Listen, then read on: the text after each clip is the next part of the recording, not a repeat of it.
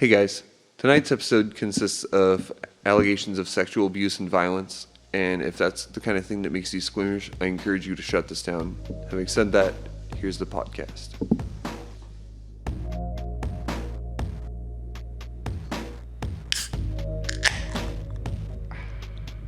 Oh yeah, tonight we're gonna be getting a little arrogant with some of this arrogant bastard ale. I'm pretty sure it's from Stone Brewery, but it doesn't say anything about it on here. What it does say is drink fresh, numbskull. I'm Loren O'Brien, and this is Black Sheep and Bad Apples. Thank you guys for being here and listening to the show. We want to take a little go around and have us introduce ourselves.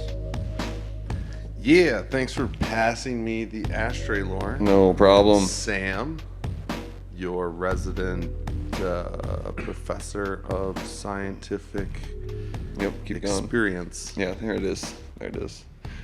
And then, would you like to introduce yourself tonight? Well, my name is Kelly, and I'm going to be here as an observer, listening in. She's a doctor. She's a doctor. She's basically a scientist, but she's being modest about it. I take a deep She's interest a sciencey in the analysis of behavior, but That'll be perfect for no tonight's matter. episode. Yeah. Howdy, howdy. It's Joe, the resident storyteller. Yeah. And we got our producer over here who's maybe too busy on his phone to introduce himself. I'm doing pretty good. Nailed it. Just Good, you? trying to keep up with the times, So how are you guys feeling tonight? You guys feeling pretty good? Oh yeah, it feels good to see more than like one person. So it's Yeah, it's Feels for the like record. community. Yeah, for all you guys listening at home, we are between 4 and 6 feet away. I can't kick I'm anybody gonna go ahead right and now. say that I'm gonna we're try. 6 feet away, but I haven't brought out Science. the measuring tape. Yeah, I'm still waiting for the CDC to break down the door and tell us all to go home. they're about to. I'm sure Cease and they're about desist. to. We're going for it for whoever we can. Yeah, so this episode is going to be a little bit different from a lot of other episodes that we do, in that it's About a happy topic. it's about super happy topics. We're gonna give you that little good fuzzy feeling inside. Yeah, so Yeah, you guys have been fucking teasing me with this shit for like 30 minutes now. yeah, so I know Joe, on. and I know That's it? Joe knows a little bit Get about your it. fucking. Let's take our clothes off on this interesting. Yeah, and issue. I've talked to Kelly a little bit about it, but so excluding you two, because you guys know just a little bit about it, I want to ask you, Sam, and you, Sean, what do you guys know about Brenda Spencer? Well, at this point, I mean, as of a half an hour ago, nothing. Right now, Just the name? I didn't even know the name. Excellent. I'm not up on things. Good. I'm glad. But I'm trying to get you in guys the to go last in half cold. an hour, I've sort of figured out at least that she's a crazy bitch. Well, we'll get into that. That's my guess. Yeah. I'm going to go ahead and say I know nothing about Brenda Spencer. All right. She's kind of like Garfield. She's Yeah, I feel she actually definitely has that's a very fair. That's a very fair. Fair now thing. I'm really confused. But so, just going into the story. Brenda Spencer was 16 years old when the world first learned her name. She awoke on January 29th, 1979, pulled out her Ruger 1022 rifle she got for Christmas, and began firing at Grover Cleveland Elementary School across the street from her house. The principal was unlocking the gate where children were lined up and waiting when she began her spree. After it was all over, 2 adults were dead, 8 children were injured, and a police officer had been shot. A journalist with the San Diego Union Tribune had been calling houses near the school to ask what had happened when this reporter contacted Spencer, who admitted to the shooting. The reporter asked her why she had been shooting, to which she replied, "I don't like Mondays. This livens up the day." Then she added, "I have to go now. I shot a pig, I think, and I want to shoot more." Okay, hold the fucking phone. Right? Pump the brakes right the fuck now. So, It's not going to be a fun episode. hold on. So hold up.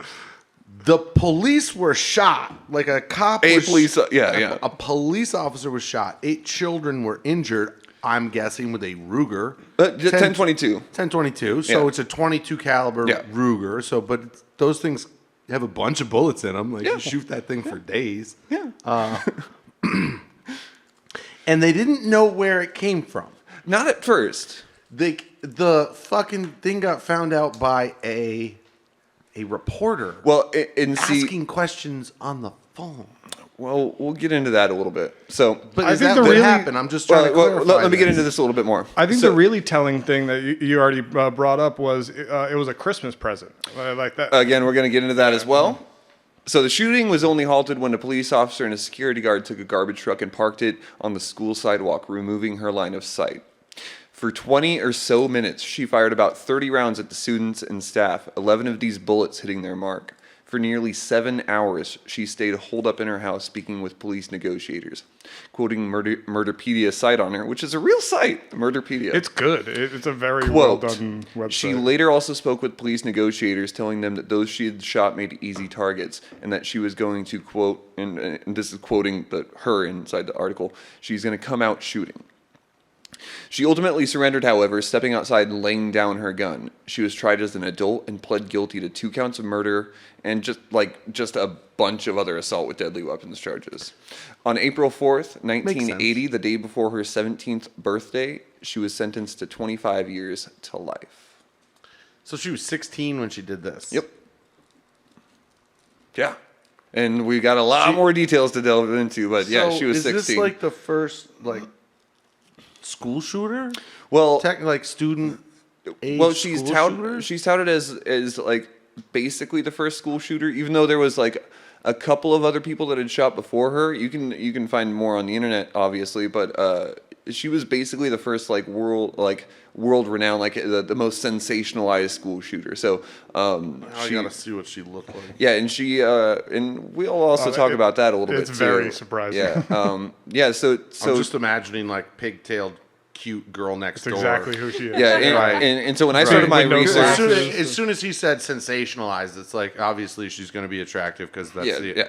But and people so are that More how stupid. innocent she looked. yeah, When I- exactly. And so she wasn't the first school shooter, but again, she was the first most documented one.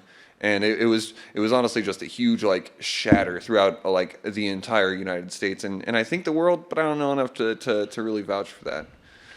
So after her arrest, her personal life began to come to light. Her parents had separated at some point, and she began living with her dad, Wallace Spencer. Wallace Spencer, her father, and her slept on a single mattress in the living room floor. Police had found half empty, and I'm putting those in quotation marks, bottles of beer and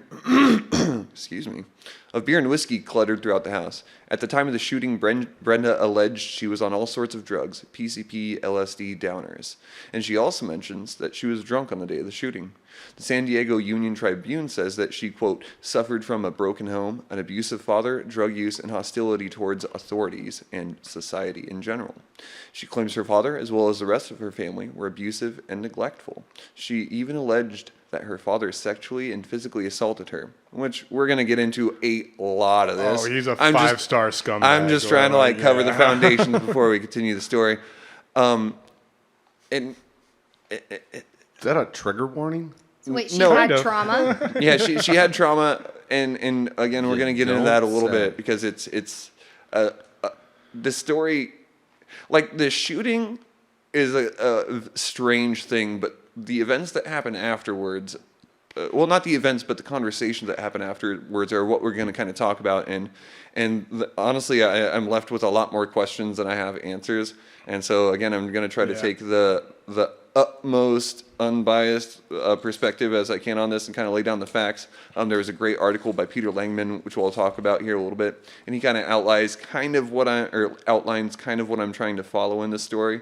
And so I'm trying to be factual and not biased, but you can see that there are contradictions in some of this stuff. So we are going to kind of delve into a little bit of that. So a big part of school shootings is trying to get into the mindset of people who commit these atrocious acts. A friend and I were discussing this not too long ago, and it's kind of remarkable how this kind of behavior happens. I think it's safe to say most of us, if not all, have been in dark places, and as poorly as things have gone for us in our darkest times, we've never decided to become the bad guy or to do horrible things like shoot literal children. So again, the question we're going to try to explore today in just a little bit of detail is what makes somebody go a little bit radical. Again, not off their rocker, but what makes them go to that point, like at the very edge of the bell curve. So, we're going to look at neurology. Any questions before we continue? All right. Again, we're going to dive into the neurology a little bit here, and we're just going to try to kind of figure out what might be or what might have been going on. And we're going to start with a Psychology Today article entitled "Inside the Mind of a School Shooter" by Mark Goulston. Quoting him, "My observation is that people who act crazy do so because they are locked in a state of triunal rigidity. This notion is adapted from the triune brain model first proposed by neuroscientist Paul MacLean. Triunal rigidity occurs when somebody's thinking upper primate brain, emotional middle mammalian brain, and fight-or-flight lower reptilian brain become rigidly locked like Lego blocks to each other and fixated on the external goal or mission that they are mentally unable to divert from." Continuing the quote, "This means that there may actually be a neuroscientific basis to the often quoted definition of insanity as doing the same thing over and over again and expecting different results. Alternatively, mentally healthy individuals develop triunal agility. That means that their three brains can couple together and line up with an external reality and pursue goals effectively. When that reality changes, they have a fluidity in their brains and minds which enables them to decouple their thinking, feeling, and actions and have them realign with the new reality. When this occurs, they are demonstrating triunal agility." So our brains have like neuroplasticity, and it kind of describes in short the ability to rewire our own brain, kind of based upon each interaction that we're given. And what's being described in this article is a rigid mental state, and as we'll explore, oftentimes tied with abuse, alienation, and kind of a general feeling of being kind of unwelcome anywhere. And then finally being welcome somewhere. Oh well, that's the case for many cults and many Religious other things. Organizations, Yeah, so military groups. the alt-right, or just any like fringe like fraternity, you know what I mean? Yeah. The internet. So Brenda the internet in general, yeah. Brenda Spencer's home life seems to have been in shambles. As we've heard, her house was filled with alcohol bottles, indicating that her father probably had an alcohol addiction. There's also reports of abuse by all members of her family, including the father, but this is debatable. All members and of the again, we're going to get into that. For now, I'd like to talk about her alleged head injury. We'll get into how it happened, but first, a quote from STMU History Media. Quote, "During her pre-trial psychological testing, an injury to Spencer's temporal lobe came to light. Spencer had also stated in a letter from prison she experiences grand mal seizures and that she is to counteract with medications. Such a brain injury would definitely be a precursor to epilepsy, which is 2 to 4 times more common among violent offenders than the general public." That's what they talk about with a lot of serial killers and like people who are involved with mass murder. That it's a lot of the front lobe brain injuries. Yeah, and I'm going to delve into it a little bit, but the frontal lobe, is decision making. But this is, again, let me just go ahead and read. I have a very interesting theory about this too. Yeah. I'm going to read on just a little bit. Now, the temporal lobe is a very interesting part of the brain, and it consists of and interacts with quite a few different parts of the brain. So I'm not going to be able to touch on definitively what's going on here.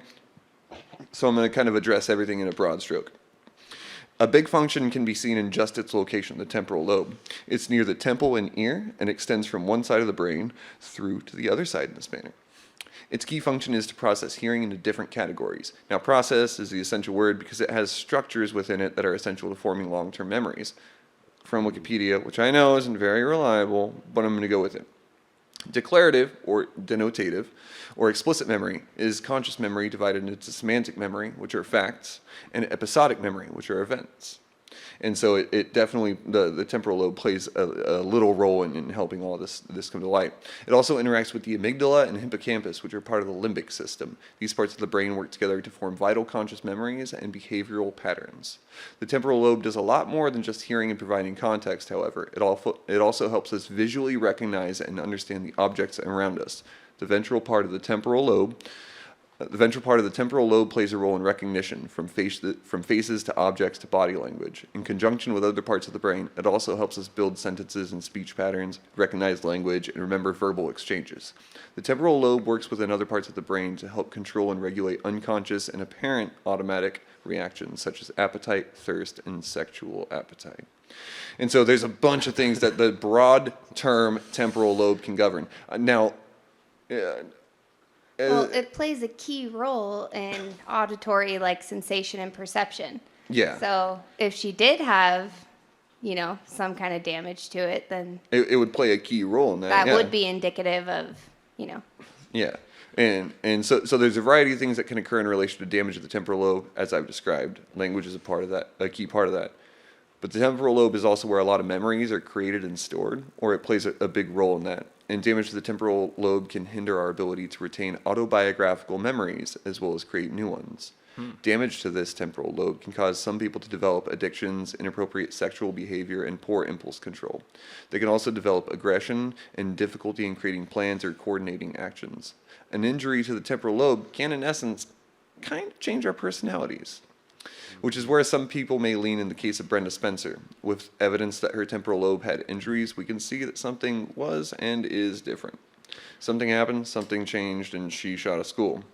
But one thing I'd like to note before we continue, as was brought to my attention by this lovely lady, Miss Kelly, is that there's a series of things that can happen when one damages the temporal lobe, and behavioral changes vary based upon which part of the temporal lobe was damaged.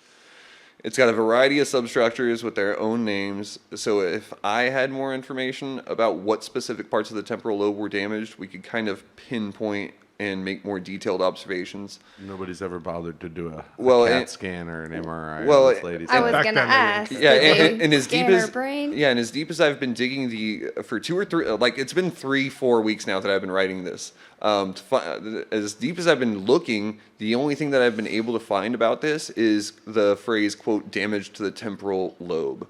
So that's where we're going to have to land on the subject. I've got no idea what part of her brain was damaged, but I can definitely say that somebody reported that she had some sort of damage to her brain. So I just wanted to cover all that foundational work because there's a lot more stuff we're going to get into.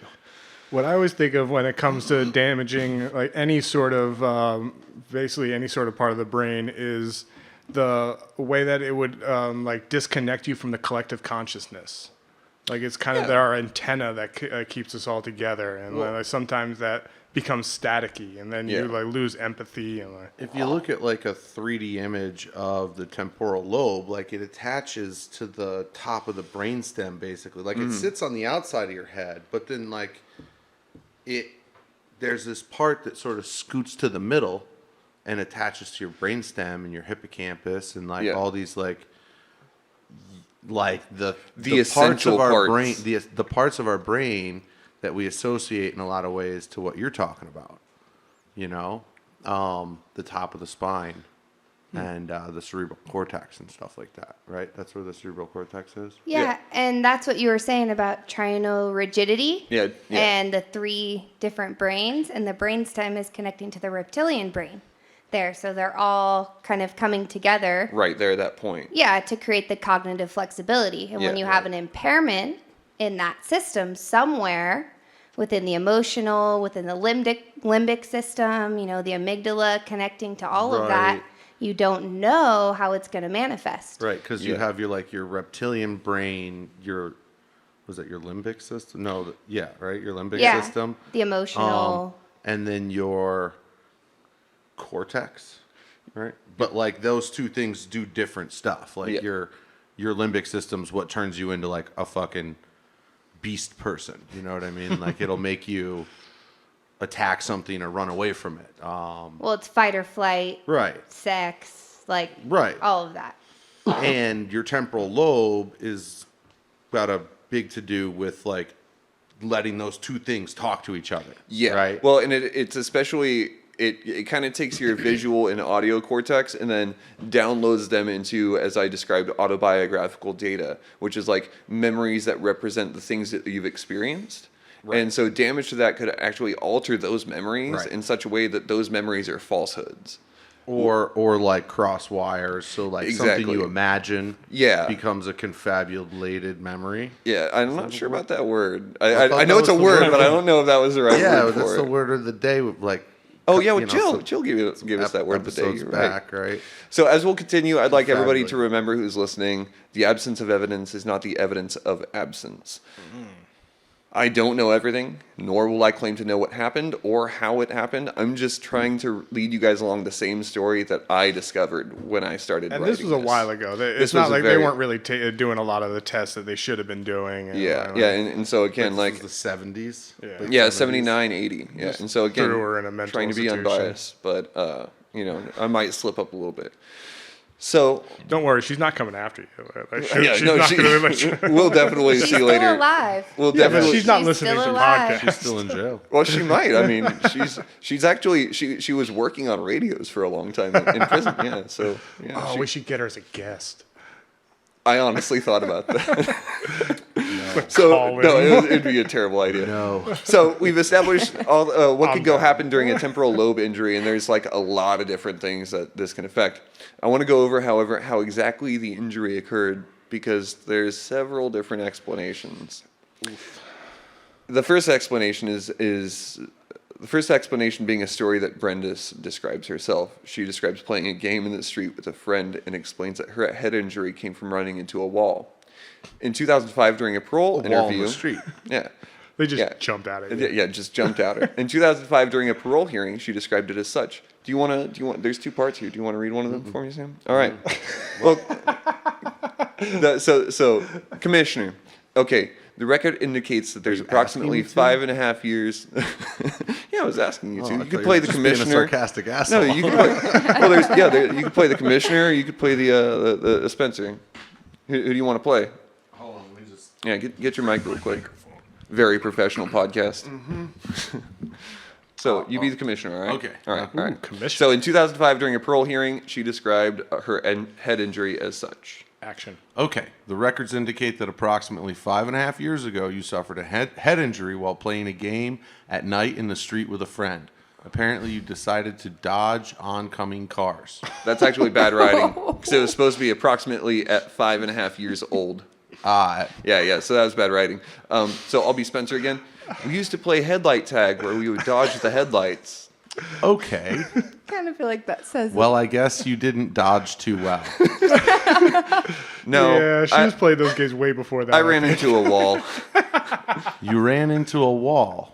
Okay. What happened? I got a cut, an injury to my eye. Okay.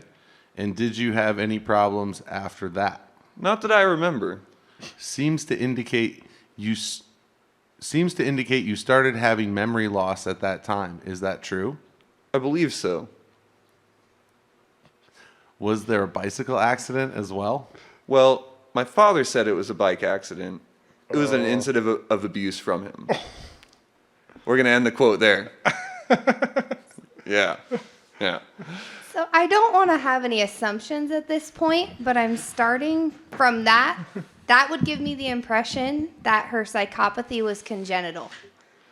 And, you know, actually... For the rest of us, Yeah, I don't know what you're talking about. translate that. Her what was That congenital? she was born with some kind of predisposition to being a psychopath I'm glad already. you pointed that out. Yeah, went like from that story. If she actually was dodging cars, that she already had some kind of predisposition. Oh, that's. Maybe I there used to was, do games you know, like that. Yeah. trauma, or but. And Well- I mean, that would, if that was true, It that wasn't is- like interstate. We're talking Well- like This is a... Yeah. 19. She was born in 62, so it was like It's 1967. This The is cars the- aren't traveling very fast. Yeah, No, this is but the... if This is the I equivalent... don't know. You still know at Well- that age. Well, and I'm But she glad you wasn't brought that up. killing I'm glad you brought cats. that up because I didn't include I it. could be wrong.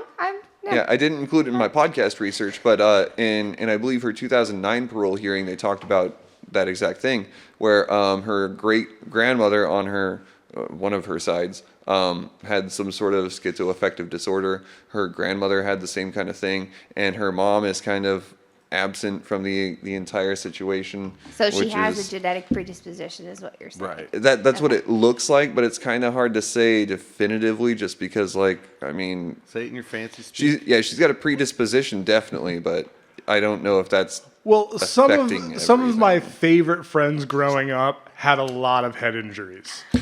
Like those are the friends that like you would go out with them and you would know you're gonna have a good time. You would end up playing a game like car tag. Headlight Like, tag. yeah, like, that's exactly what. Like I had a friend who would light anthills on fire. That was just his like activity. his He would deal. he would do it every day. That was his And, special like move. one day he burnt down his house. We all saw it coming. But like, I mean, what are you gonna do? You gonna tell him not to follow his dream? He arsoned his house, or it- he accidentally burnt it down. Accidentally, Yeah. like he did not. Incidentally. Yeah, he did not. Did not think that was gonna happen, and it got out of control. And when I go home, I still enjoy seeing this guy. So a lot of those Is he people convicted? turn out all right. Well, I think I probably almost burned my parents' house down like several times and just it didn't happen. You know what I mean? Like I got lucky. I just lost some hair. Did you guys do this as kids? I definitely But brought it the also cop. said dumb Would you shit say as that you were kids. 16 years old? No, I was younger than that. I was a young teenager, and I definitely brought the cops home for an arson incident where I almost burned down Jesus an Christ. insurance building. A studio Ironic. full of fucking arsonists? And then my younger brother also lit his leg on fire when he was younger, playing around with fire. You know, I think it's just kind of unanimous that. I burnt a fireworks Okay. stand, like a little firework, like the Well, little that's- tiny ones. That's just fun. It was That's- great. Yeah. I almost set a small forest fire in the middle of New Paltz, which doesn't have a lot of forest. In You the know, we middle might of it. not be wanting to confess to crimes that we may or may not have committed I on, paid- on, I on paid a for my recorded crime. podcast. Yeah, whatever. I think the statute of limitations on like disorderly conduct is. I don't is know up. about New York, buddy. I definitely It's did. definitely not more than 7 I years. definitely did my community service to pay for my. So now you own that story, and you're We had to allowed to, give all say our it. Yeah, fireworks that's how I'm to a like. I'm police very much officer. allowed We to didn't talk about start a this fire. one. All New right. York ain't worried about shit has right been- now. New York's got bigger fish to fry. Cuomo is. I'm very glad we could go on this tangent, and I'm glad to learn that most of the men, most of the people that I hang out with, rather, are arsonists. But we're going to talk about when Fire's our first and only tool. So before the tangent, Can't Brenda get a said. boner without it. Brenda said, "My father said it was a bike accident, but it was an incident of abuse." Excuse me again, listeners. Also in 2005, she claimed that all of her family members had been abusive. Apparently, her brother and sisters were physically and emotional abusive, and especially her father, although there is zero evidence for it really other than her version of these stories. And them sharing one bed in a apartment. We're going to get to that. Right. So she also made claims that her father had kicked her in the head so hard that she'd been left with a head injury, which he had covered up by saying that she had fallen off her bicycle. During this incident, she claims that she had been beaten severely and kicked in the head by her father and opted to head to her mother's house. She, using her words, staggered all the way to her mother's house, which is also reported as going to the, but she's also reported to like go to the hospital as well, but we're just going to kind of get into that.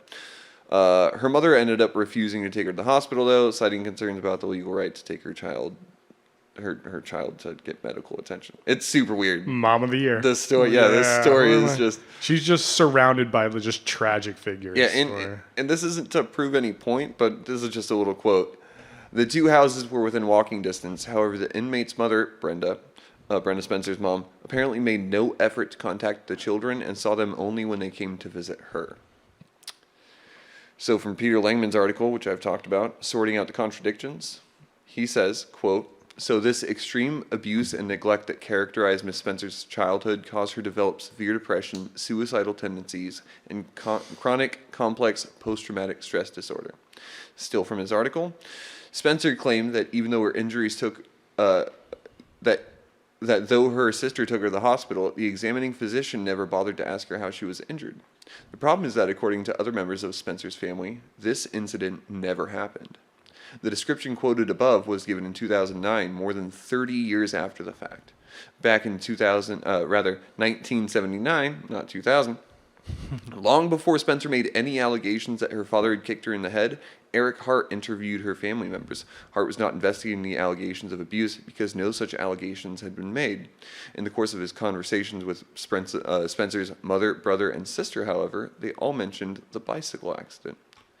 Her brother, and this is continuing Langman's quote, her brother Scott said, quoting him, Brenda was in a bike accident 2 or 3 years ago. She hit a pole head on. She blacked out and was woozy the next day. Her sister Teresa said, quoting the article, 2 years ago she had a bike accident in which she struck her head. Her mother Dorothy said, a couple of years ago she hit a pole while riding her bike. She was in a complete daze. Despite her sister recalling the bicycle accident, Spencer claimed that it was her sister who told her it was abuse. And this is Spencer's words. I remember him, her father, coming home from work and being all mad and smacking me in the head. I remember waking up the next day and wondering why my head hurt so bad.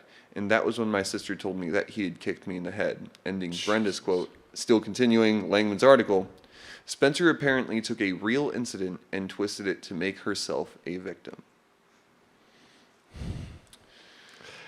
And we're gonna get into this a little bit, but yeah, that's very rough because that's also what you hear a lot of from people that are in positions like that. They really don't want to they don't want to go to the police, so they tell these stories, and then the story becomes more truth to them. Yeah. But the guy seems like a scumbag, so I think he did it. Well, I mean, we're gonna get into that a little bit too. I do want to say that our producer man is giving me the thumb across the throat indication, meaning that if I don't stop for a break real quick, he's gonna murder me. Bro, it's break time. Yeah, so we're gonna go ahead and take a short break before we down. get back into the trauma aspect of this story. And break.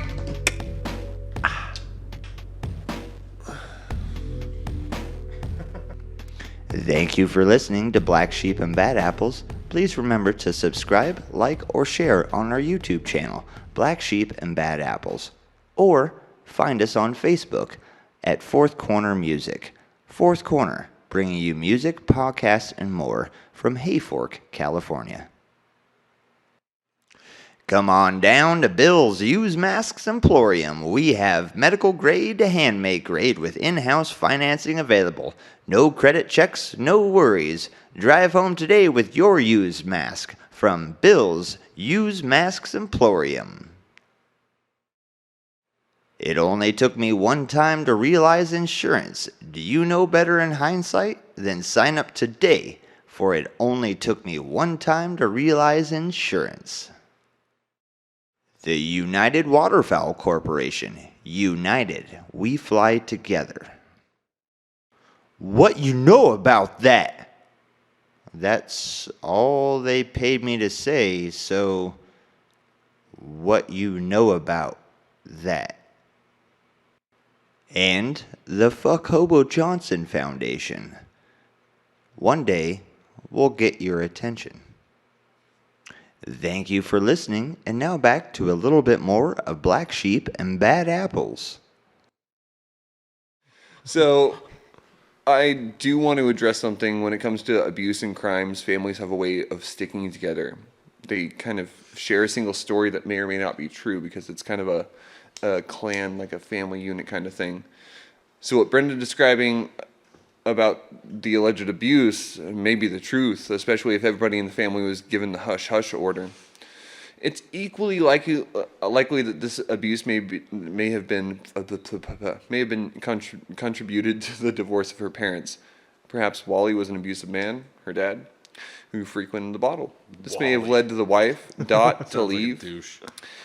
Especially in this case of abuse, it's very hard to pin down anything with certainty. If the father was abusive, it may have drove the family apart.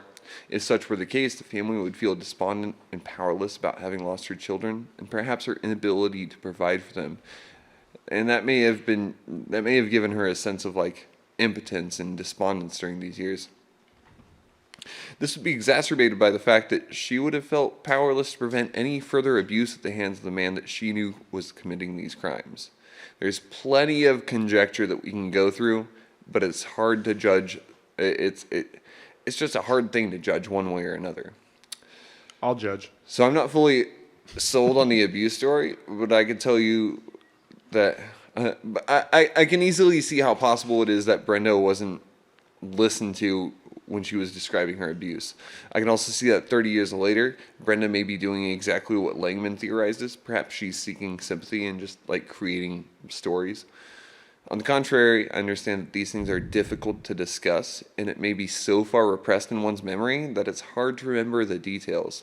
And I also see how, with damage to the memory storing part of the brain, she may have had difficulty bringing it up. She may not have remembered it in the years preceding. She may also have remembered something that didn't happen. So it's really hard to say. During her 2009 parole hearing, she was quoted as saying, "I was always taught not to talk about family problems," which seems very likely. That seems like the 70s and the 80s. So I want to believe a lot of what she said happened. But as we'll see, there's a lot more inconsistencies to her story. So again, I'm trying to be as unbiased as I can, and we're just going to kind of go into it. So the Washington Post has a great article discussing the opinions of the classmates of Brenda around the time of the event. Sam, this is time for you to pull up that photo of Brenda Spencer. I saw it. So Committed it to memory. it's It's sealed in the into bag. my mind. Yeah. She doesn't seem like a happy person. This is a Of course, quote she's from, being arrested This for is the- shooting people. So this is a quote from the Washington Post.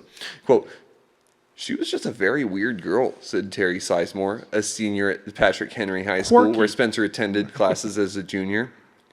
"She'd shoot birds in cans. She had this long, straggly red hair. She was really scrawny, pretty crummy looking." And then another quote from a different classmate. "She's a little girl, real thin."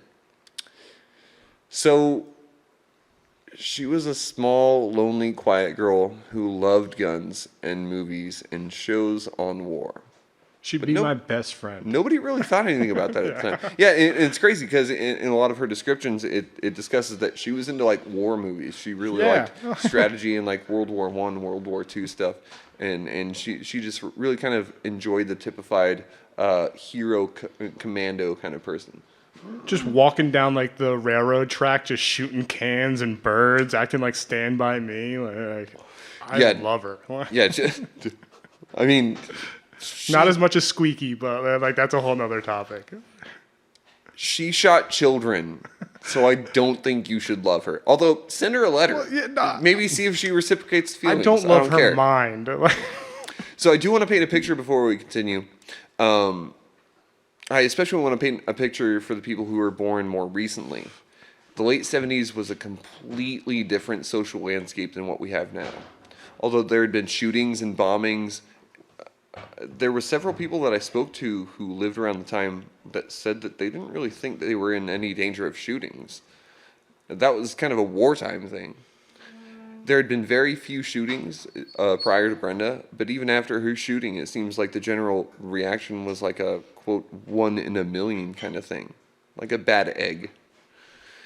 So the generations growing up in the 70s paid very little attention to the idea of a school shooting. In fact, it seemed that more people were concerned with fights and bombings than school violence at school. I spoke with my mom personally, and several other people, including some of the cafe owners. Oh. So I spoke with several of these other people around the time, who grew up around the time, rather. One would roll into a rural high school with a shotgun in the gun rack of the back of their truck because they had gotten up early to shoot ducks. It was more or less kind of a normal thing to see. There was no precedent to really fear a gun at school. The cities had their fair share of shootings, but the shooters had never targeted schools. There was fistfights and I don't lead even pipes think and they'd- gangs and things of that kind of nature to fear, but shootings weren't a thing left, like other than for like government buildings and the military. I don't think they'd yet stopped you from taking your gun just like Yeah. on the airplane with you. Yeah, it wasn't until Columbine. Yeah, and so Well- growing up in the 70s, No, that was the time when everything. and all no that one would kind have of thought stuff. that a 16-year-old Brenda Spencer would shoot at school. And so it really paints this picture, and that's what I took a lot of time to just interview some of the people who grew up in that generation, and this kind of thing was never heard of.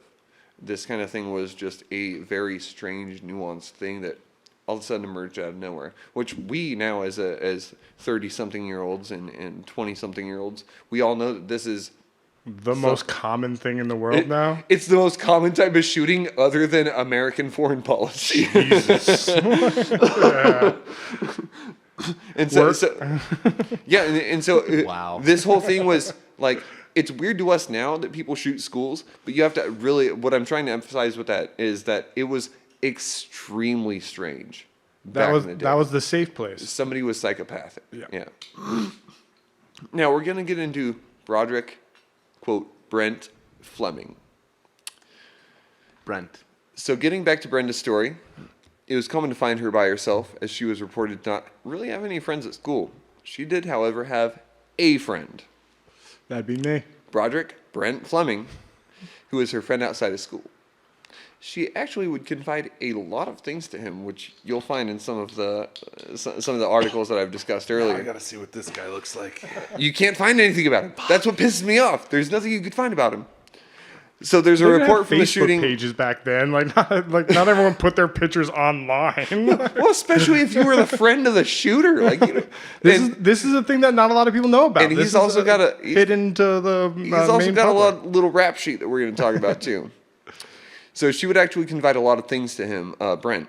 There was a report from after the shooting where he mentions that the Saturday before the shooting, Brenda said something big was going on down on Monday. Something so big it would be on TV, the news, and the radio. I'm giving this little detail because I'm going to exclude a bunch more information about how much was confided. It wasn't much more than kids being like, oh my God, the photo is so good. So I'm not going to really talk about Brent Fleming. I'm not really going to talk about how much she really divulged to Brent, just because like it was a bunch of like kind of kid shit where it's like, I'm going to be a big badass action hero-y kind of stuff, you know. It's like I'm going to shoot cops and egg them and stuff like that. I don't know. So from what I can gather is she wasn't really bothered by or bullied rather by the modern standard, but she was a redheaded oddball. And I don't think it's too far of a reach to say that she, at the very least, was picked on. She sounds like a soulless ginger. It honestly sounds like that, yeah. So isolation in school, isolation at home, like it has a tendency to make one feel kind of alienated and as such rebellious. Like you're like, fuck the norm, they don't accept me anymore, so I'm just going to be as rebellious as I can. So the Psychology Today article I mentioned earlier is a great way of noting what she may have been feeling at the time. Quote, what option is there for a personality marinated in pain, estrangement, perceived or real humiliation? A life that isn't a life that isn't worth living, rather. And a mind that is figuratively and literally become, quote, this is his words, unhinged, unglued, deranged, wigged out, freaked out, flipped out, and or out of sorts. Dude, totally groovy, bro. The last one? Out of sweets? So it's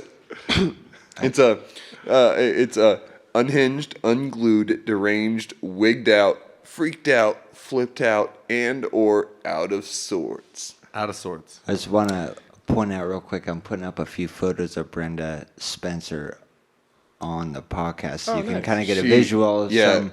I'm intrigued. There's like, she looks like Janis Joplin. She Right? does, yeah. But then there's a couple others If that Janis I'll put Joplin was Wednesday Addams. Yeah, but like a young. Perfect combination of two But, girls. But that, Fuck, man. but then there's like a mugshot and a couple others that drastically change her like Oh, man. that. So just if you're watching this or are listening and that, go ahead and I'm putting up a couple photos just so you can kind of see what Brenda Spencer looks like and the duration of how this kind of transpired a little bit. I have some new keywords for tonight. And so again, what option is there for a personality marinated in perceived or real humiliation? A life that's become unhinged, unglued, deranged, wigged out, freaked out, flipped out, and or out of sorts. It's easy to understand how such a person might develop an obsession to realign his three brains and reorganize his mind towards revenge. Yeah, I saw Natural Born Killers too. So her friend, the neighbor, sorry. mind you, Brent was her neighbor. They were like kind of so-so friends. So when I said that she didn't have any friends earlier, I kind of lied about that. It seems she spent a great deal of time with him, more than anyone else. So much so that they became literal partners in crime. Nice. During one of her parole hearings, and I quote, on the Saturday prior to this Monday, and this is the Monday, which she infamously hated so much, she told her friend, Broderick Fleming, that something big would happen on Monday, and that, in fact, it may be on TV, and that she would shoot out a window for him. This indicates that she, on Saturday, was planning this attack. On Sunday night, she went to the recreational vehicle, the RV which was parked in the driveway, which her father had parked there where he kept the extra ammunition. She went to that RV and apparently took ammunition out of the vehicle. Her father testified that there was very little ammunition in the house, and when they had checked the RV after the incident, most of the ammunition that had been in there was gone. Now, this is going to be pertinent a little later on. I'm going to continue on. The 70s, where you leave your ammo in your unlocked RV in the front yard. No, this was definitely locked. Super locked, apparently. That kind of thing doesn't happen. Well, and we'll get into a little bit more of the actual details, but her dad actually took her out shooting a lot of the time, and actually taught her how to be a good, a really good fucking marksman, apparently. And Catastrophe. what? Catastrophe Harrington on a comment says she's a bad pokey. She's a bad pokey. I don't know what that means, but she's definitely bad. So we're gonna get into her shoplifting charges. Shoplifting charges. Sure, Cat. In a transcript of her parole hearing in 1993, her juvenile delinquency was discussed. And here's a part of that from the presiding commissioner, quote, "Prior criminality is not extensive."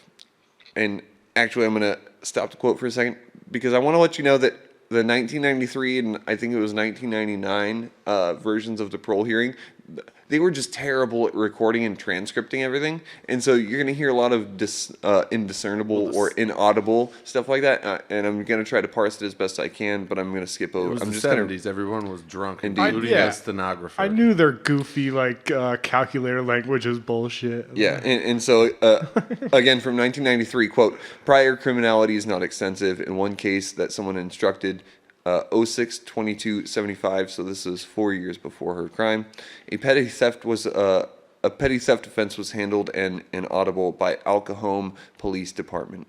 Apparently the prisoner, Brenda, and Broderick, Brent Fleming, entered a Payless drugstore, and the male went behind the counter and pulled out a box of cartridges, put them in a Payless sack. It appears that the female had been telling him what to do and where to look for it. All of a sudden he, inaudible, without pain. 2 cokes were also taken. The bag when they were apprehended revealed a box of 2 caliber cartridges, 20 in number, and 2 cokes. Fleming indicated that he had taken the item, but that Brenda had told him what to take. Brenda ran from police security. They were unable to apprehend. She was later identified. Her father and she were counseled, and the reference to the incident was closed. So it sounds like, again, absence of evidence and all that. Yeah, that Brenda was the ringleader in this 2-man circus, but they had gone to the drugstore and stealing bullets. That should be an indication that something is awry. Well, and I want to make a little bit of conjecture here. He says revealed a box of 2 caliber bullets. I honestly think that, and we'll get into the details of it, but it seems like she was getting into 2 different calibers of weaponry when she was stealing this at, approximately 12 years old. So it is a little suspicious, and it's just weird. I'm not going to comment too much on it in regards to my opinion. Definitely a weird thing, though. Now, it may be nothing to think about. It's probably nothing to think about. It's probably nothing important, really. But I'd also like to read some notes from her 2005 parole hearing. Sam, can I have you be the commissioner? Sure. All right. It's your line, sir. Again, probably nothing to think about. I keep forgetting my microphone. Yeah, get your microphone. There we go. Action. I need a Britney Spears microphone. That's what the commissioner said. So the commissioner. Going to inmates' pre-conviction factors, apparently on June 22nd, 1975, the inmate was arrested for petty theft, and apparently, a lot of apparentlys here, that was handled informally by the police department. What was that about? Do you remember? We were shoplifting, me and a friend of mine. What was it that you were shoplifting? We shoplifted some ammunition. That 22, that's 332 ammo? Something of that nature? Is that a blank spot? Yeah. Yeah. Something like that. I don't really remember what caliber it was. Why were you shoplifting a strange caliber like that? Because I know that you didn't have a gun of that caliber. No, I didn't. You're just kids doing stupid stuff. Now, don't go too far, Sam, because I got a little bit more for you. 332's no joke. We're going to talk about her burglary now. So, the early part of 1978, a year before her shooting, she was put in a school for problem children where she was punished for her truancy. Staff there notified her parents that she was showing signs of having suicidal thoughts. Summer of the same year, she had been arrested for shooting out windows with her BB gun and burglary. The windows she was shooting out were from the same school she would shoot with a .22 caliber rifle. She was arrested and put on probation. And again, from her 2005 hearing, Commissioner? Breaking and entering. What did you do when you broke and entered? I love the 70s. We vandalized the school, Which school? the one across the street from us. Okay, and why did you break and enter there? We were just drunk. So in December of the same year, just a month before the I Hate Mondays What shooting. year was that? This was 78. Okay, Yeah. so she's 15. She's 15, yeah. Well, she's 16 because she turns 17 in April. So yeah, Okay. she's 16. So in December of the same Can year. I go now? Yes, yeah, you're all good. I might call you in here in a few minutes, but When yeah, you keep you're good. saying the commissioner, I keep thinking he's going to bring in a Batman. Well, again, these are parole hearings, so I'm just trying to be as like these are the quotes that I directly took from the text. So, in December of the same year, just months before the I Hate Mondays shooting, her probation officer arranged to have a psychiatric evaluation performed, and had come to the conclusion that Brenda should spend time in a mental health treatment facility due to her, in his words, depressed state. Her father refused to give permission, though, from her 2009 parole hearing. Quote, "A month before I was arrested, my high school counselor took me to see a psychiatrist," she reported. She said the psychiatrist had recommended she be hospitalized as a danger to herself and others. Quoting her, "My dad told me that nothing was wrong with me and that everything was fine, and leave us alone," she recalled. Yeah, no, he's definitely a good dude. Definitely a good dude. Father of the Year. Yeah. I'm gonna say this was all Brenda. She confabulated the whole thing. You know, and None of this bullshit. I really She's just a bad apple. just a bad Get apple. her on the show. Would you say she was a black sheep? No, she sounds Oh, like a she's bad just apple. a bad yeah. apple. She's ruining the whole bunch. No, clearly there's No, I something want her to fucking be wrong. our sixth. We're going to get her on this podcast. Honestly, Brenda Spencer, if you ever listen to this, I'd love to have a conversation with you. I don't know if it'd be on the podcast or not, but hit me up. I'll be We can honest, all get together and I- beat Hobo Johnson's ass. I don't. Well, yeah, you could help us beat Hobo Johnson's ass. No offense, but So, I don't. so it's pretty apparent that her father didn't really want her seeking treatment, which could indicate he was up to some like not exactly like kind things, you know. But it could abuse. also just be that like machismo 70s shit. You know what I Well, mean? well, Like, and that's what I was gonna get to because like it seems like he may or may not have wanted her Like to All in not the seek Family? treatment because maybe he didn't The want her dad to from All spill in the some Family? beans that are difficult to clean up. But it's also equally likely that being that mental health issues were a taboo subject during the 70s, that he didn't want his child being deemed as, and I do this in the SpongeBob term, a crazy person. So it's also very likely that maybe he was just a stern dad who figured he could take care of his own children without intervention of medical professionals. Whatever the situation, I don't know what it was. I think it could have been handled a little bit better, Yeah, I think as he's a piece of we saw. So we're going to talk about the rifle versus the radio. So remember at the beginning of the Sounds like episode a good TED talk. when I told her that she got her Ruger 1022 for Christmas? Well, she definitely got it for Christmas, apparently. But against her will. This is Wikipedia's fucked up. just Right, she wanted a 332. She wanted to plug big holes in things. She was pissed about that 22. That was the clearly. first AR-15 that anyone ever put on their Christmas list. So, Murderpedia's absolute mess of an article describes how she got her fucking rifle. Quote, for Christmas 1978, her father gave her a Ruger 1022 semi-automatic 22 caliber rifle, which is very redundant, and I don't know why they put that in the official transcript, but they did. With a telescopic sight and 500 rounds of ammunition. Spencer later said, quoting Spencer, I asked for a radio, and he bought me a gun. When asked why he might have done that, she answered, I felt like he wanted me to kill myself. Yeah. From a 2005 parole hearing, Spencer, it seems like nothing I did was right. Commissioner, who would tell you that it wasn't right? Spence, my dad. Commissioner, and what would he say at it? The commissioner. You were gonna be, but this is a really short one. So my dad would say that I wasn't right, and what would he say? What would he say in that regard? He would say that I was worthless, that I was just like my mom.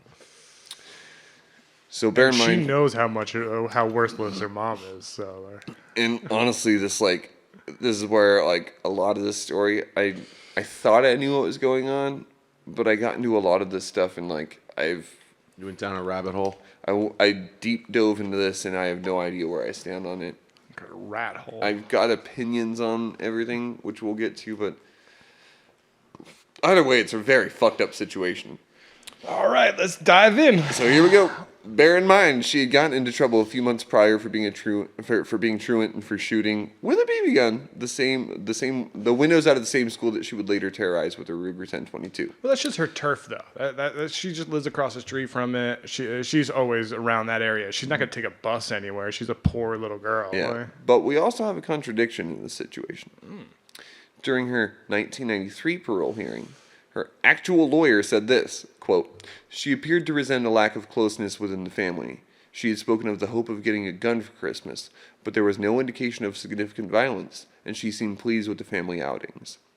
So yeah, maybe her father actually was listening to her when she asked for a fucking rifle, because in 1993, it seems that that's when the actual statement, she wanted a radio rather than a gun came out. Right. So it's, again, there's just a lot of things to really ask questions about. What did her father do for a living? I actually don't recall. He was a grifter. No, Yeah, I kind of remember him being a biker. no, from what I recall, one of their parents was like an electrical engineer, and the other one had another like similarly educated job, and they worked like not prestigious, but like pretty good jobs, and it wasn't like something menial or something.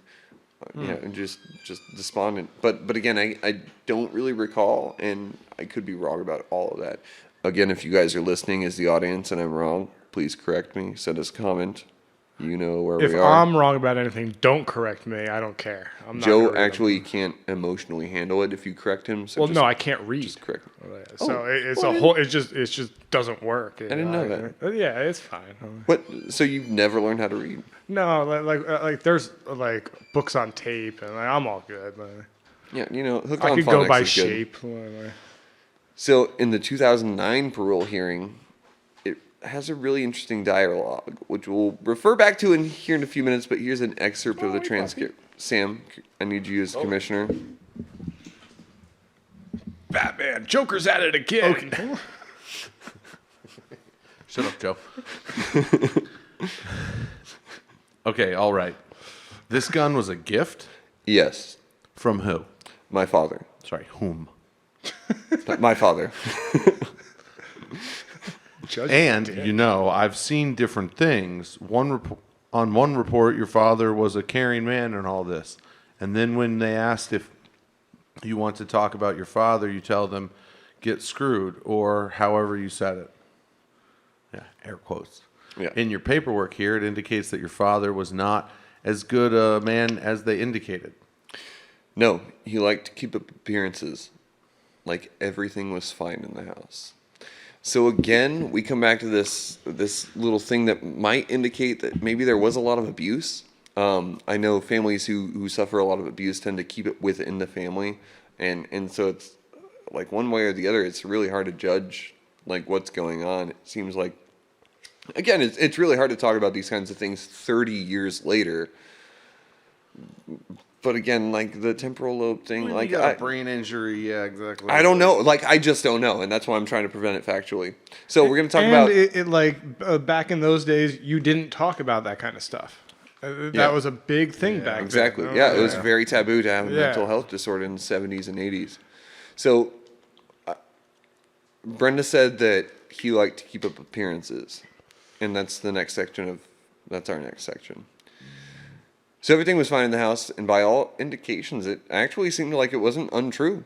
The other two children turned out fine. Their dysfunctions may have been hiding in the shadows of Brenda's horrible actions, but I honestly couldn't find anything about them. Like, it didn't seem like they had any criminal past or any kind of, like, issues or anything. So What of the liquor bottles and the drugs that were found in the house, though? we're going to talk about that a little bit. But I don't really have any information where the siblings stayed during this time. However, and so I can't really say that their upbringing was like different or better because they were, not psychopaths. If they in fact lived in another residence, it would provide a lot more context to what we're about to talk about. Wallace, Brenda's father, may have led a pretty perfectly normal life, other than drinking a lot. We can theorize that he was an alcoholic to some degree because there was a fuckload of beer and whiskey bottles laying around the house when they went in and looked at the crime scene and arrested Brenda. So he's a cool dude. More than a 92-pound girl could drink in an afternoon or something. There was also a single bed in the living room, which was shared, allegedly, by Brenda and Wallace. Again, this would make much more sense. This would make much more sense if the other siblings had been living elsewhere, but I don't have that information, and so I don't want to fall into that tangent, so I'm going to digress from it. During her 2001 parole hearing, she made the allegation that her father had subjected her to beatings and sexual abuse, which Wallace Spencer denied. She alleged, as mentioned earlier, that the family would physically and emotionally abuse her father being the worst. He would put his hands on her, call her names, and basically demean her by saying she was worthless and wouldn't ever amount to anything, which is a feeling to which I can relate. Sam, I'm going to need your commissioner status. I thought you were going to say Sam can relate. From the 2009 parole hearing. Yeah, I heard Commissioner. that too. That he would touch your hair. No, you're starting here. Sorry. You made statements that your father and you would sleep in the same bed. Yes. That he would touch your hair and is her dad? Just read the thing. That he would touch your hair and things of that nature. Yes. On other occasions, indiscernible, Dr. Boyd, you told her that... And this is where a law student interrupts. I'm sorry. The record actually states that she would come in, that he reported that she would come in and fondle his hair, not the other way around. I understand. You're right. I made a mistake. It's my fault. Is her dad Joe Biden? Maybe. She was asking for it. All right. All right. Continue. So, That you would come in and fondle his hair. Is that correct? I don't remember. All right. As far as the incident, which I assume you began this particular... Oh, thanks for moving it. Which I assume you began this particular series of secrets, you've indicated that he began to fondle you. Yes. So he didn't attempt intercourse with you? I don't think so at first. And this is continuing. I'm sorry, it's going to get a little weird. Anything else? I just remember different nights when he would almost rape me. You say almost indiscernible.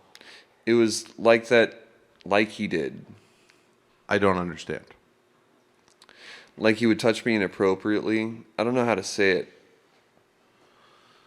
The statement that you gave in the past that apparently you gave to the doctor indicated that there was some fondling. Yes. Ugh.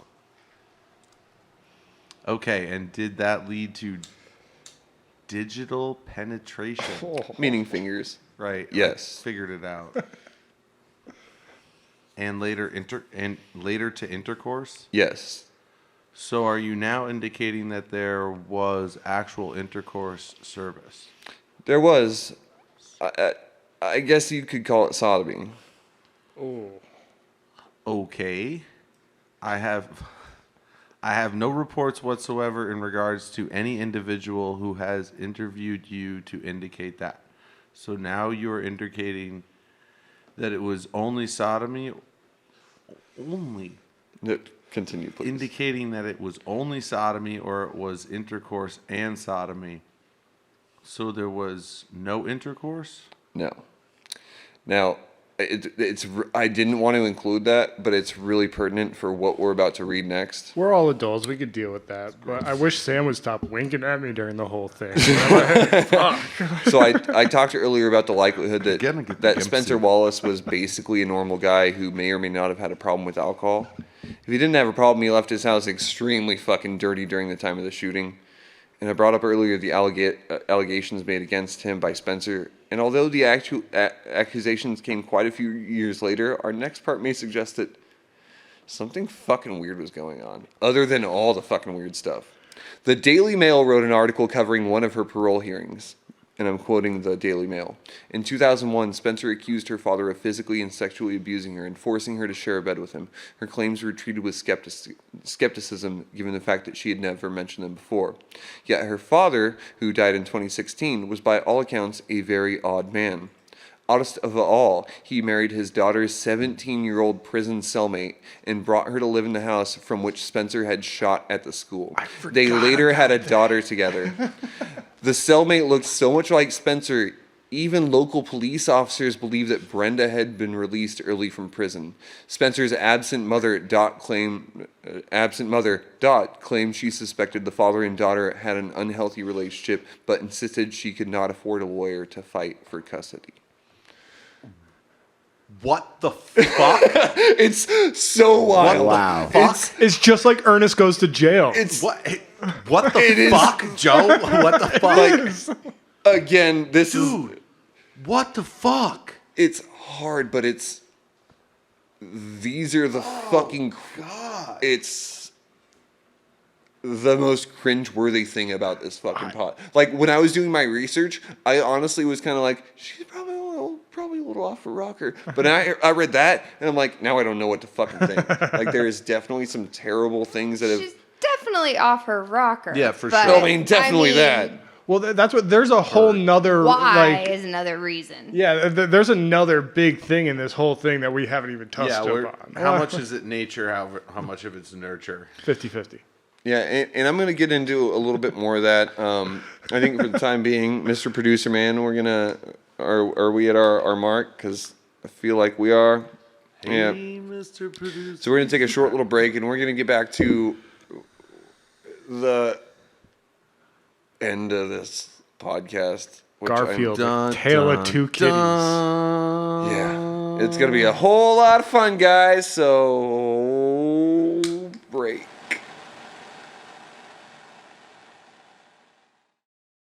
Thank you for listening to Black Sheep and Bad Apples. If you feel the need to pause or pee, please do so now. We are going to take a short musical break, and we'll be right back after a song from Merritt Parcel.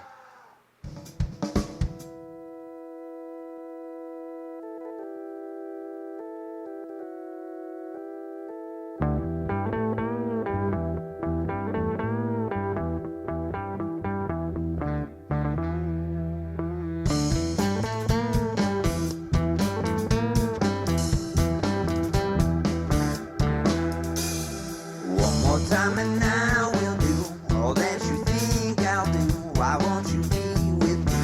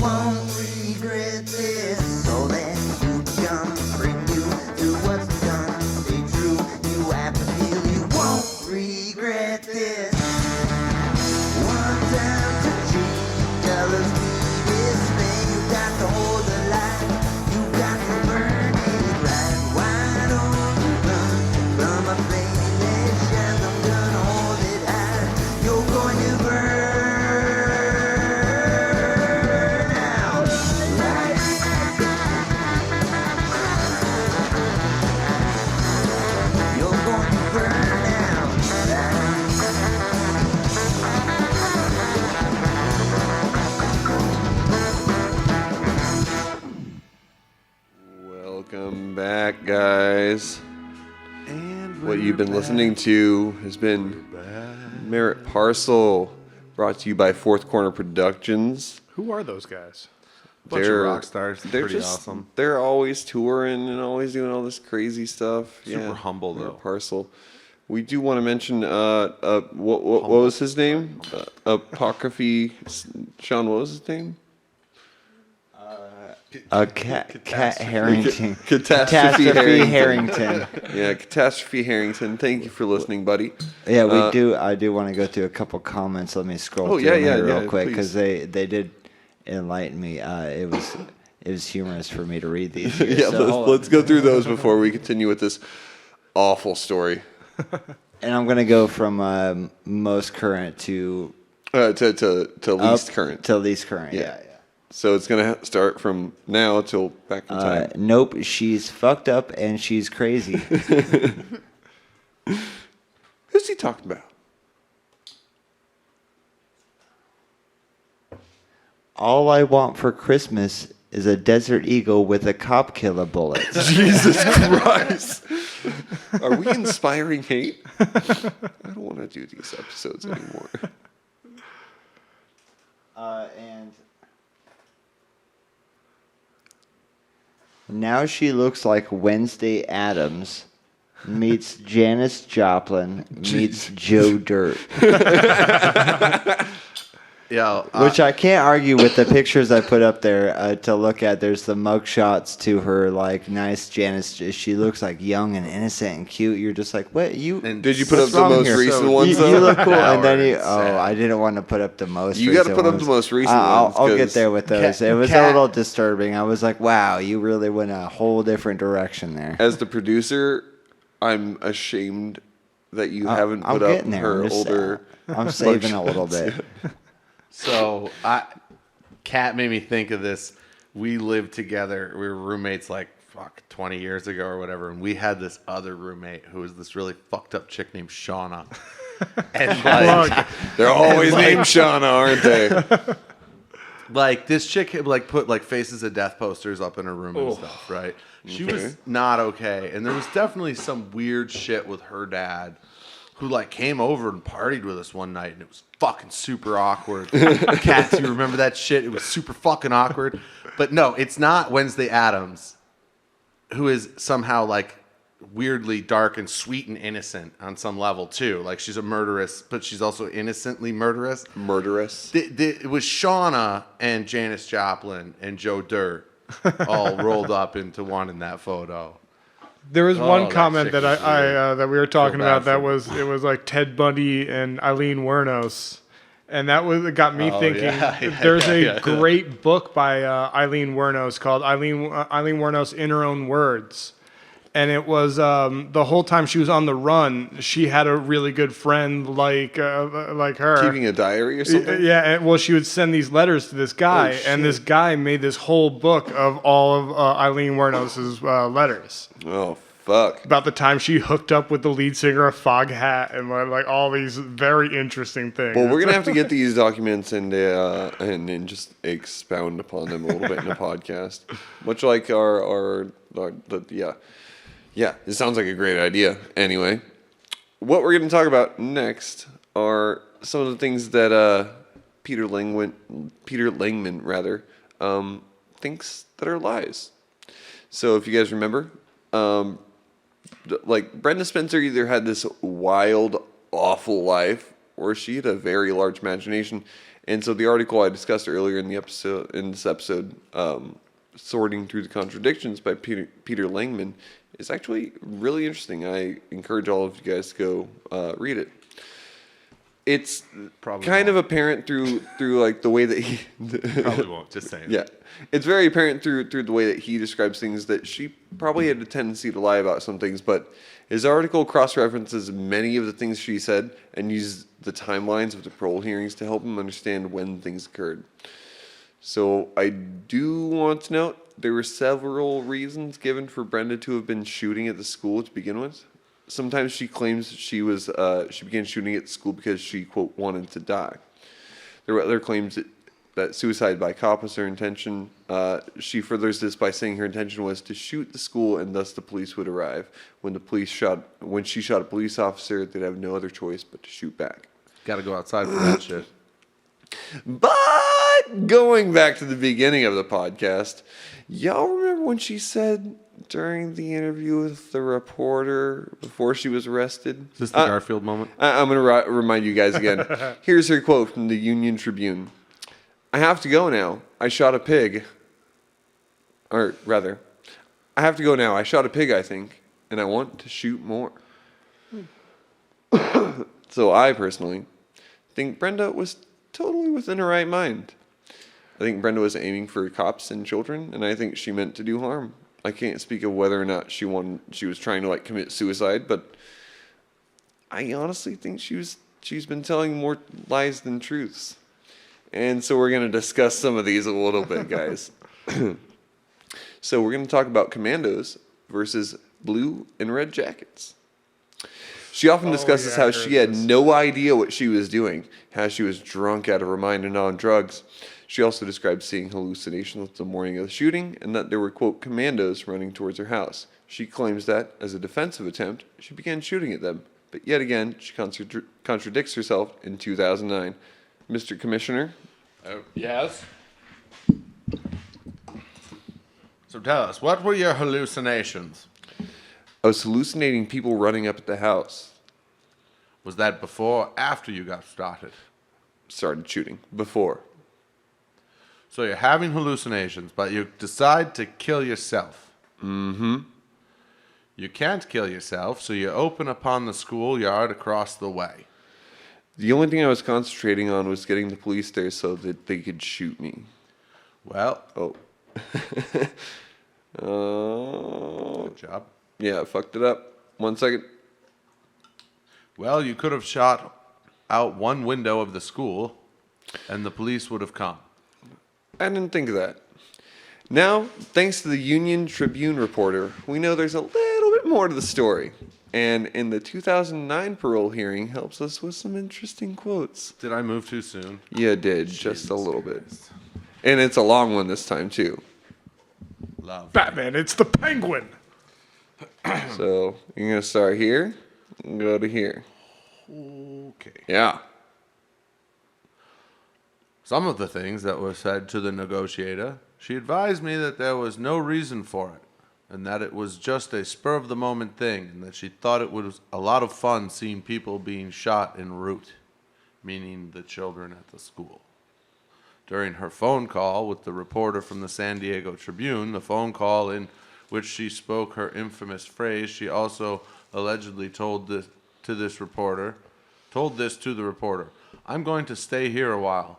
I want to have some more fun. It was fun seeing kids being shot in a group. It looked like a herd of cows standing around the one that was shot. It was really easy pickings. It was fun to watch the kids in that red or blue ski jacket. They made the best targets. It was like shooting ducks in a pond. It was so easy. I enjoyed watching them squirm around after they had been shot." Holy fuck. She's totally normal. So that's really fucked up, and it also directly contradicts the commando idea. Yeah, but that to me that sounds like somebody who's on something out of their head. And it might have been the case. Those Barbies, baby. But that's what we're actually going to get to just now. Well, but Really? going back to her injury, if she was on something, she has the disconnection between the auditory perception, visual perception. And that's why She was hallucinating. and that's why for me it's understandable the idea that she was That's what you hallucinating told and me. seeing these things. Maybe the part of her brain that was responsible for looking at things and categorizing them as fight or flight objects categorize these things as incorrect. I won't subscribe to that, but I do give a lot of credit to that kind of an idea because it's Like, again, we don't know anything about her brain injuries, so we can only have a little bit of conjecture as to, like, what she was thinking. And it seems feasible that if she had the amount of brain injuries that are likely in this scenario, that maybe she could have seen something like that, and maybe those two realities actually blended in such a way that she doesn't really recall one or the other, but both of them. Because her brain can't catalog that as an I autobiographical mean, I would full on memory. believe at this point that she believes whatever the story is that she's been telling. Yeah, and there was also the At the allegation time that that she she tells it. like she also talks about how she was on drugs. She alleges a lot of things throughout her 40 years she's been incarcerated. But one of the most controversial of them have been the fact that she was on drugs. Over several parole hearings, she's claimed to have been on PCP, heroin, LSD, mushrooms, downers, and something called Seconal. And she also claims she was drunk during the shooting. Now, mind you, she claims different things at different times during these Right. parole hearings, and so it's like And the toxicology report. we're gonna get to that as well. So she was like really Like high. you said, she's a doctor. And that could explain like the hallucinations. That could explain like behavior behind like the phrase Fuck you. "I don't like Mondays." It could explain why she shot between 30 to 36 times and only landed 11 bullets. Drugs were easy to get in the 70s. Being drunk and high seems to explain a whole lot of things. Except during her psychiatric evaluation, March 26th, 2009, several things were discussed. Among the many of things that were discussed, she was initially arrested for the crime of, being a child murderer in both senses of the word, which I really like about that turn of phrase, guys. I'm going to comment on that joke because she's a child murderer in that she's a murderer of children, but she's also I thought a she child. didn't kill any of the but- kids were just injured. I know, but just come on. She's a teacher murderer. Well, I guess I ruined the joke. Pig then. murder. Sorry, I ruined the joke. Yeah. But You're anyway, fucking she's a welcome. child murderer and then a kid who also murders. Anyway, but she had taken a psychiatric evaluation as well as a toxicology report. I'm going to need you to go ahead and be the commissioner here for me, Sam. So she was obviously found to be fucked up, Wait, she's Bruce Wayne? but she wasn't on drugs. 2009.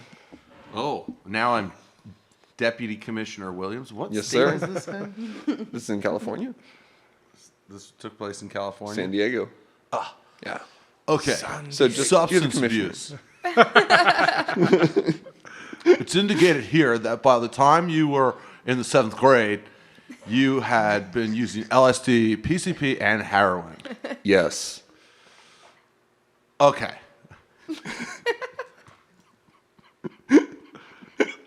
Keep it up. Keep it up. Just these guys all saying, Just read the okay thing, a Sam. lot. Because it's a parole hearing. Sorry, I'm uncomfortable with all this crazy shit, and I'm being a goof because it's not good right. reporting. We mask You can pain admit and it. comedy.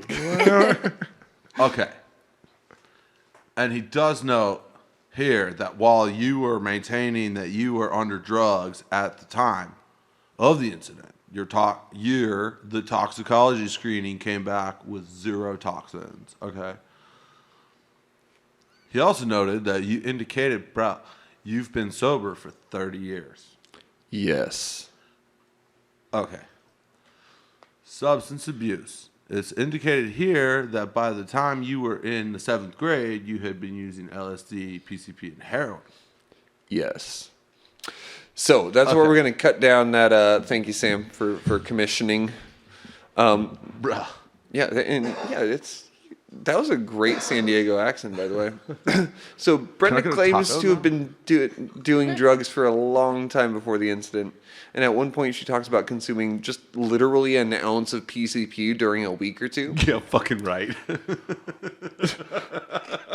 So there's a lot of bullshit on that. discrepancies. Well, I call bullshit on that. but there's also like her drug history could also be somebody drugging her like throughout time, and then, But like, she didn't really I feel like she would have mentioned something like that, and I could be wrong, but that kind of is what my sensation is that she wanted to kind of convey this image of being a recreational drug user because it made her seem hard. Yeah. And so I don't really see that as likely, but it could. But be.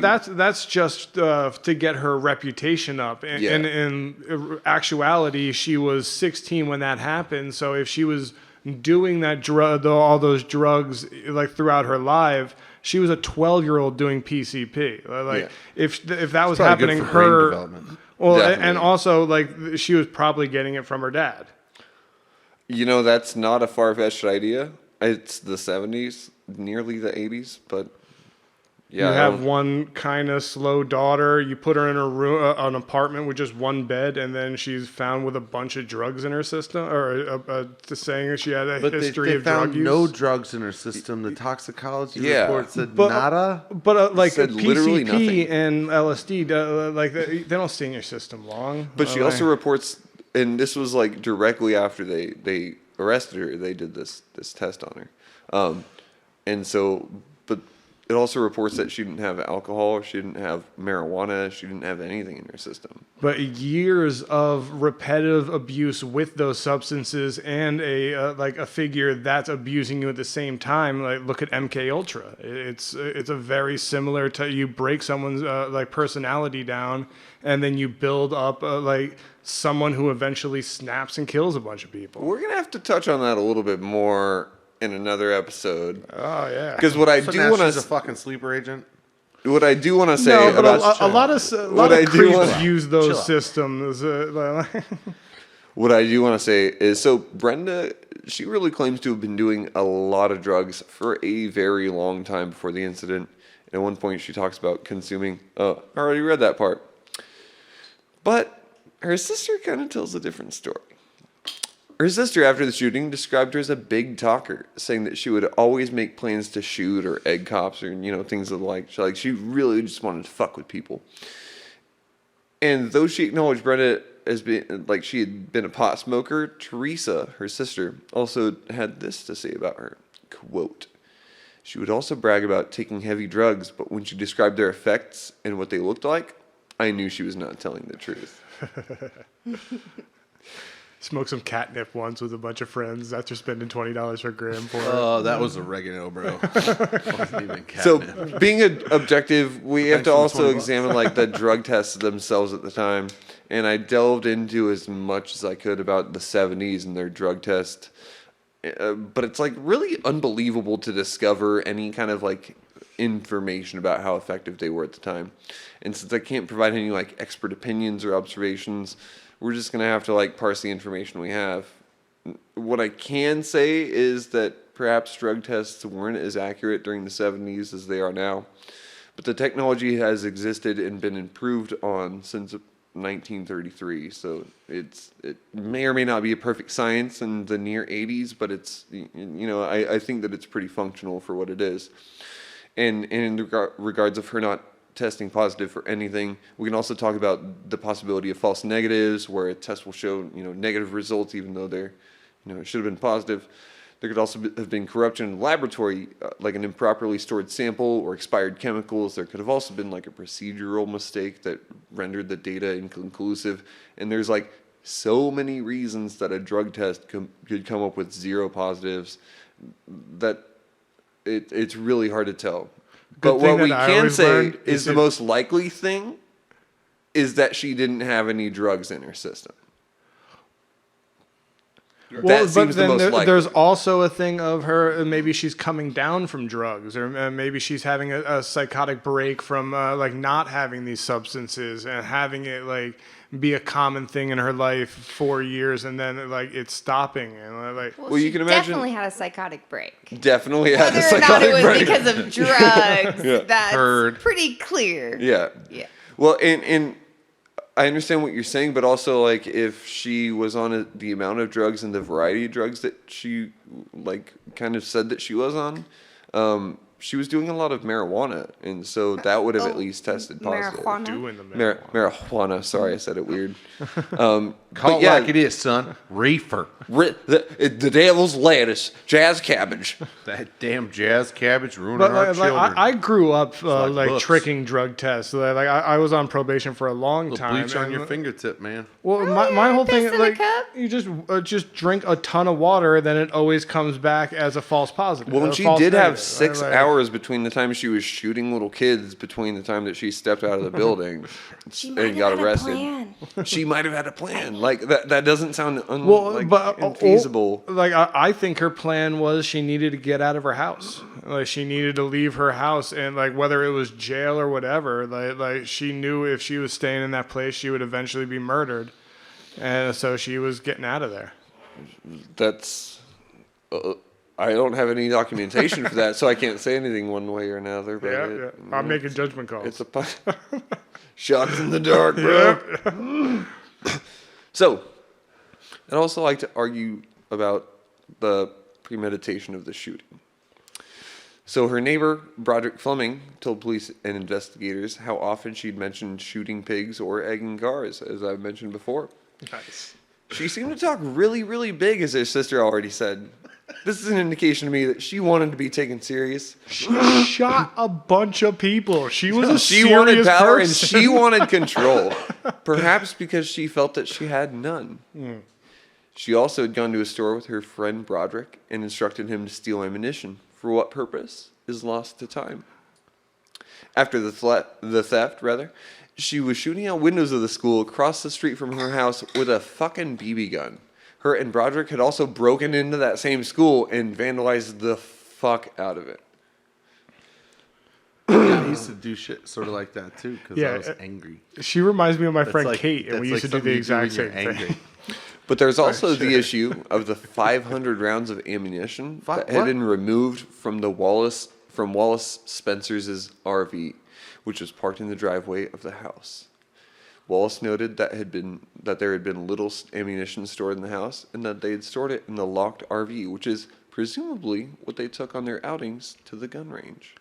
Most of the ammo had been removed from the RV the night before the shooting. It was concluded that Brenda, after her father slept, went out to the vehicle the night before and had brought the ammunition into the house.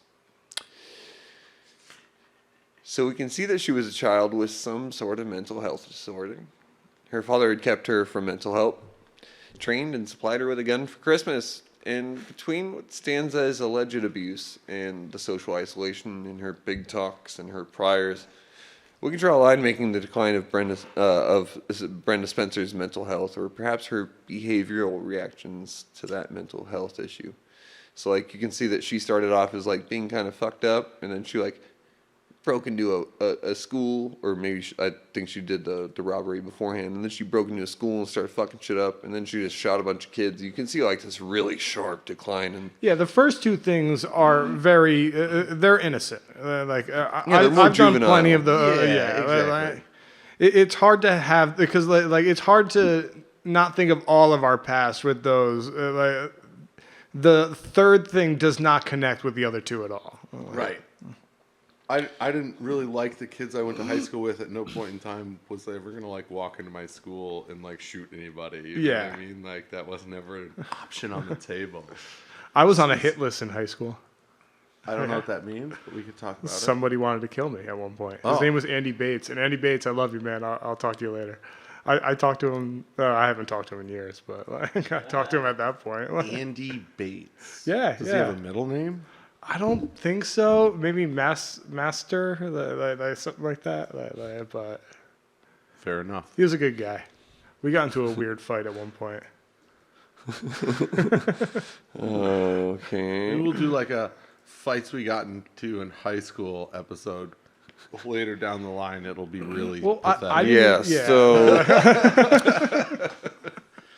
during one of her parole hearings, she was asked, "So why did you commit this crime?"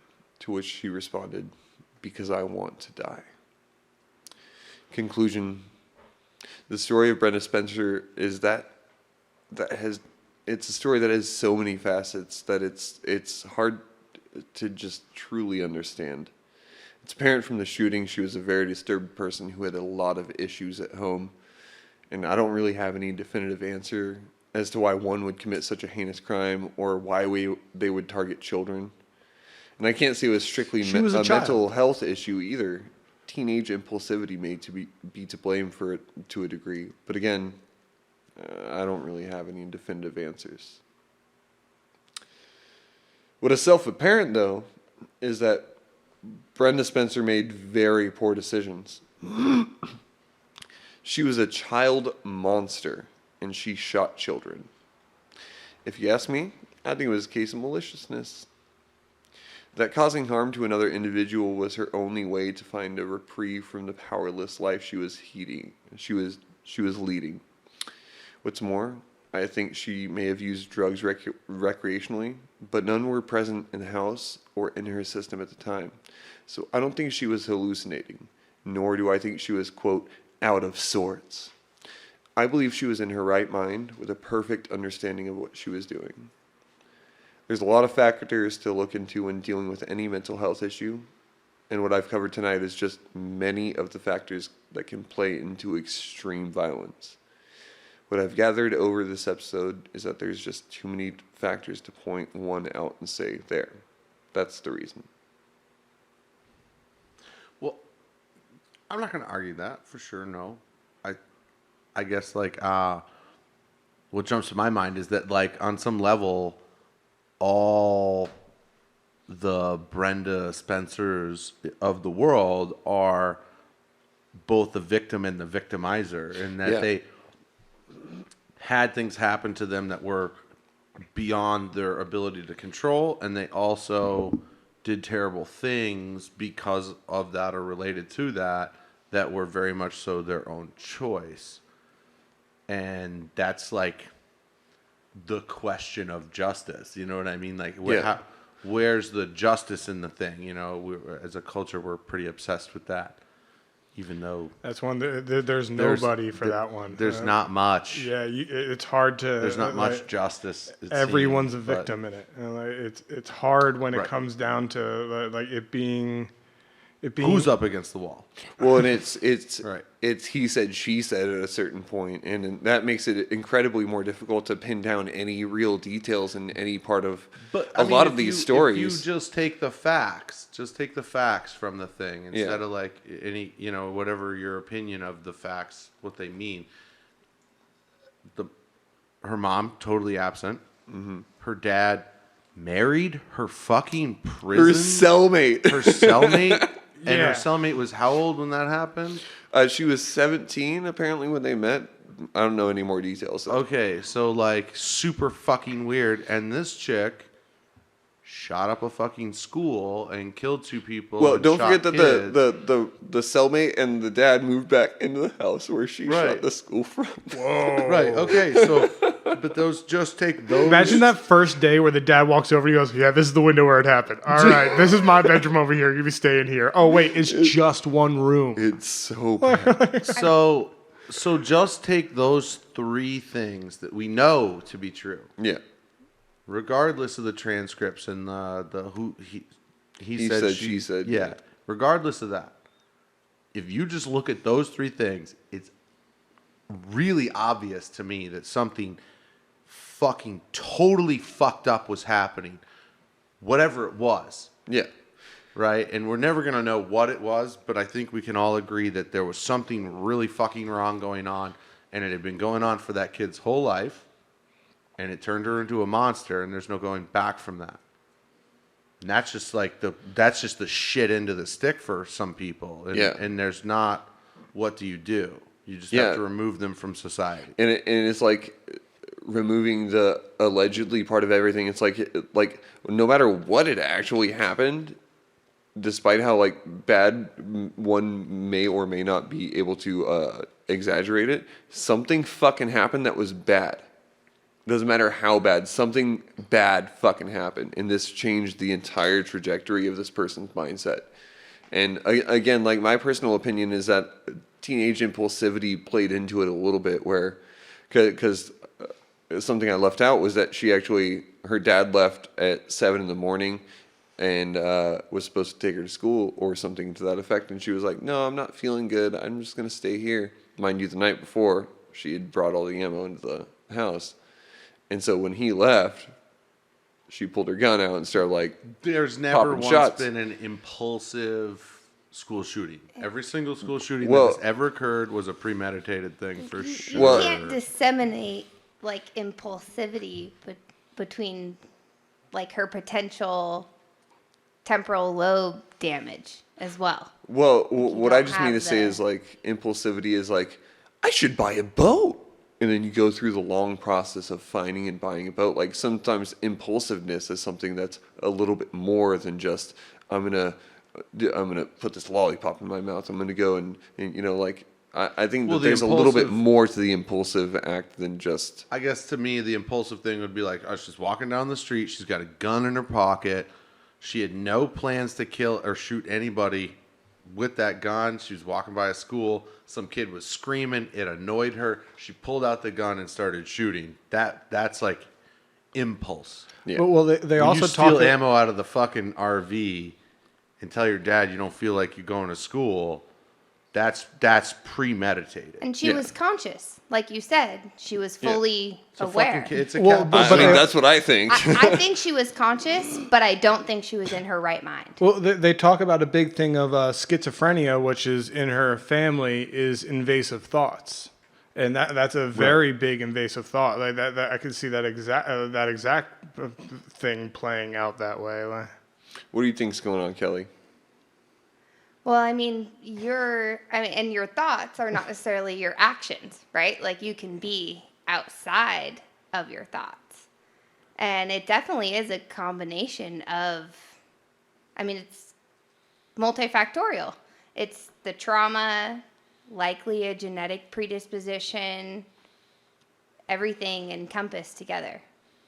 Man, I really wish we could get a CAT scan of this chick's head Yeah. from like I want I to really see do. where the matter is fucking 2 firing. days after like the event occurred. Not Yep. because like in my mind, you know, like this person's a victim. She's a victim, but also like I would totally not be surprised if she like smacked her own head enough times against something to give herself the injury that Yeah. she claimed that she had. But what wait, was she the played catalyst for that? headlight tag. You've never Get played it? headlight Like, tag? clearly some shit's not Yeah. right. I But mean, even so, what is the initial catalyst for a person to do this type of thing, Yeah. regardless of environmental factors of what occurs? Yeah, what's the predisposition that causes this behavior? How does a person become this, regardless of what their environment sets out for them or not? Like, how do we explain? I don't think we can. I Even honestly- with any combination of information, we honestly cannot. And like we can talk to Brenda Spencer, Truly but understand. I don't think that even that will give us a full scope of the understanding of the no, situation. no. Clearly, talking to this chick is not gonna it's not gonna enlighten you anymore. You're not. get Talking some never good really hard helped work anybody. Yeah, talking never really helped anybody. You get some good party games. Talking helps Like- boyfriends and girlfriends or romantic couples, I'll say, to get along. But People in spelling bees. no, they're talking. You're right. Nailed it. Damn, I wanted to argue I that nailed so it. I bad. nailed it. Well, do you guys have any other? You guys have any other thoughts on Brenda Spencer, mental health issues, anything of the It sort? does make me think of something with the situation we're all in right now. Like there is like a big problem of people being trapped with their abusers right now, and I think that's like a topic that we should all keep up on and like. That's like a whole nother fucking Is there Like- something that you guys episode. need to talk about? Like, Well, we're yeah, here. but like No, I Lauren, think- are you okay? No, me and Kelly No, are fine, but- right? Kelly, we're fine, Oh, right? yeah, no, right, we're Kelly, totally we're good. fine. Oh, yeah, I know. We'll talk about that later. Babe. Wait, she's blinking a lot right now. Kelly, why are you holding a knife? Wait, Lauren's holding a white flag. I don't know what's going on in this. I've got a knife under the white flag. Lauren, yeah, you're crying. I can see it. No, But- Yeah, way to make topic, it but- super but- dark. Well, Yeah. like it's just Yeah. something that I think you like. This is the time where it should be a more like like you should be getting involved more with your community because like things like this is going on. Yeah. So And, just and- understand like your neighbors might need some help. Yeah, and Right. touching on that a little bit, you know, if you guys are going through the pandemic and all this crazy shit, I got rice in the car. If you guys got an extra rice, if you guys got wheels to drive, there are always elderly folk, immunocompromised people who need food that can be out there. And in every city and town, I'm sure that there's a small community that's getting together and trying to donate to that. So please help your contribute, neighbor. and donate to that. I did just find out in Washington, the hospital is giving out kits that you can go get from them to sew together like masks that you can wear. Nice. And if you can't, they'll supply you the materials if you got a sewing machine, more or less. So maybe talk to some of your local community hospitals and things and see if they got some supplies that you can contribute to if you got that ability.